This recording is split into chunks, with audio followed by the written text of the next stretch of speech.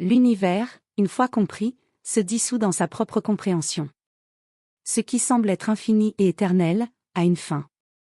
La manifestation semble exister, par la perception des êtres qui la composent. Sans la perception, rien n'existe. La manifestation, par conséquent, se construit à partir d'êtres capables de percevoir. La tentative d'expliquer le commencement de tout, se fait à travers deux processus, l'un scientifique, et l'autre mythologique. Tandis que l'un cherche des simulations à travers des expériences, l'autre le fait par des récits et des narrations. Tous deux, cependant, partent de chemins déjà existants et reconnus, imprégnés d'incontestabilité.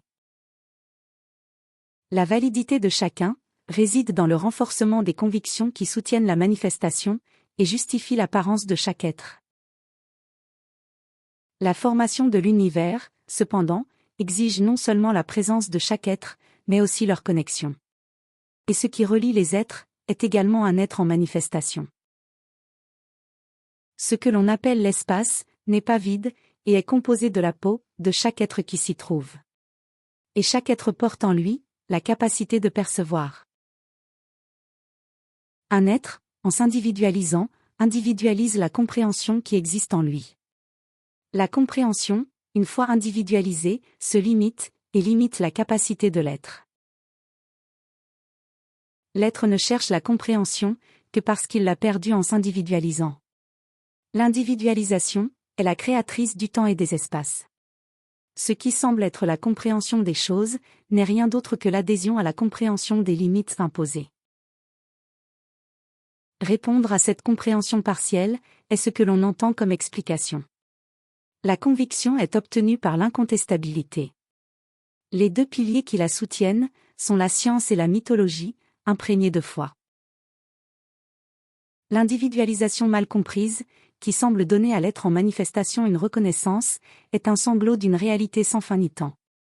Dans cette réalité, l'infini et l'éternel ne s'absentent pas, mais leur présence ressurgit, à partir de l'absence d'individualisation. L'individualisation a besoin de l'existence d'autres individualisations pour justifier son existence. Une individualité ne se reconnaît qu'à partir d'autres individualités. Et chacune porte une perception correctement ajustée. L'être en manifestation se résume à lui-même à travers la compréhension de l'existence d'un but. La recherche de ce but lui apportera un confort temporaire dans lequel le conformisme s'installera et le soumettra à la prison de l'individualité. Ce qui le rend le plus fier est ce qui l'anéantit le plus, car c'est dans l'individualisation que se trouvent toutes les faiblesses. De plus, l'orgueil qui l'empêche de voir le revêt fréquemment d'une fausse humilité qui le soumet à une grandeur défigurée en Dieu, lieu, et choses individualisées et subjectivées. L'unité est mal comprise lorsqu'elle est expliquée comme la somme des individualités, alors qu'elle devrait être comprise comme leur disparition.